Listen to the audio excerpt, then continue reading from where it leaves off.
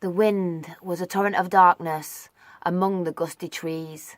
The moon was a ghostly galleon tossed upon cloudy seas. The road was a ribbon of moonlight over the purple moor, and the highwayman came riding, riding, riding. The highwayman came riding up to the old inn door. He'd a French cocked hat on his forehead, a bunch of lace at his chin, a coat of claret velvet, and breeches of brown doeskin. They fitted with never a wrinkle, and his boots were up to the thigh, and he rode with a jewelled twinkle. His pistol butts a twinkle, his rapier hilt a twinkle, under the jewelled sky. Over the cobbles he clatters and clangs in the darkened yard, and he tapped with his whip on the shutters, but all was locked and barred.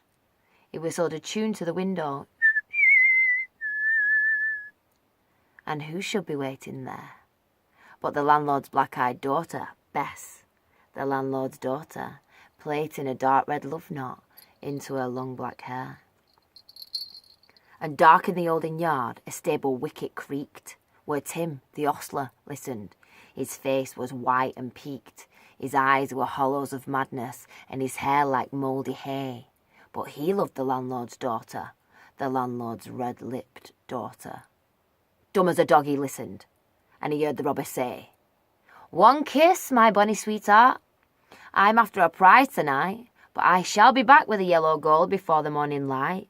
Yet, if they press me sharply and harry me through the day, then look for me by moonlight. Watch for me by moonlight. I'll come to thee by moonlight, though hell should bar the way." He rose upright in the stirrups. He scarce could reach her hand. Then she loosened her hair in the casement, and his face burnt like a brand as the black cascade of perfume came tumbling over his breast, and he kissed its waves in the moonlight. Oh, sweet black waves in the moonlight. Then he tugged at his reins in the moonlight and galloped away to the west. It did not come at dawning, and it did not come at noon, yet out of the tawny sunset, before the rise of the moon, when the road was a gypsy's ribbon looping the purple moor, a red-coat troop came marching, marching, marching. King George's men came marching up to the old inn door. They said no word to the landlord. They drank his ale instead, but they gagged his daughter and bound her to the foot of her narrow bed. 2 of them knelt at a casement, with muskets at their side, and there was death at every window, and hell at one dark window, for Bess could see through that window the road that he would ride. They had tied her up to attention, with many a sniggering jest. They had bound a musket beside her, with the barrel beneath her breast. Now keep good watch. And they kissed her, and she heard the doomed man say, "Look for me by moonlight. Watch for me by moonlight. I'll come to thee by moonlight, though hell should bar the way." She twisted her hands behind her, but all the knots held good. She writhed her hands till her fingers were wet with sweat or blood.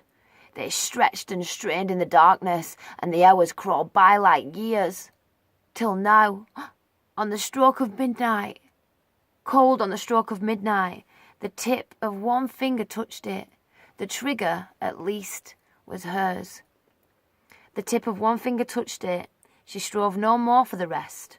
Up she stood to attention, with the barrel beneath her breast. She would not risk the hearing. She would not strive again.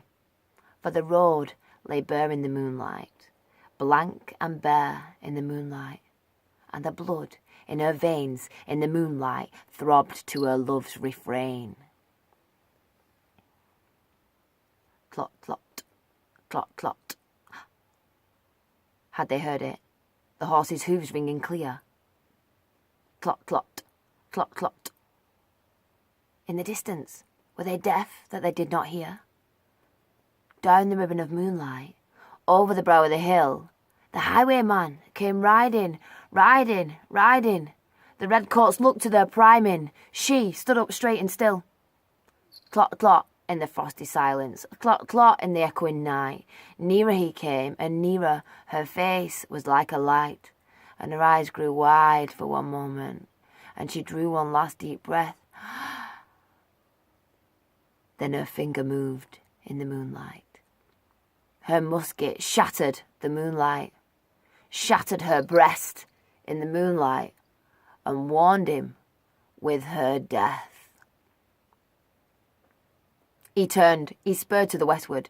He did not know who stood, bowed with her head o'er the musket, drenched in her own red blood. Not till the dawn had he heard it, and his face grew grey to hear. Her Bess, the landlord's daughter, the landlord's black-eyed daughter, had watched for her love in the moonlight and died in the darkness there. Back he spurred like a madman, shrieking a curse to the sky, with the white road smoking behind him and his rapier brandished high. Blood red were his spurs in the golden noon, wine red was his velvet coat, when they shot him down on the highway, down like a dog on the highway, and he lay in his blood on the highway with a bunch of lace at his throat.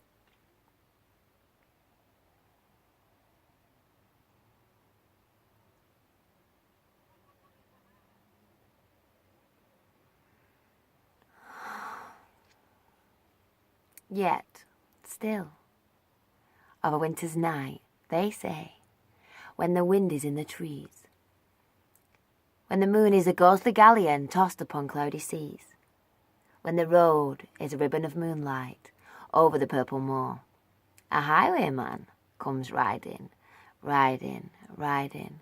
A highwayman comes riding up to the old inn door. Over the cobbles he clatters and clangs in the darkened yard, and he taps with his whip on the shutters, but all is locked and barred. He whistles a tune to the window.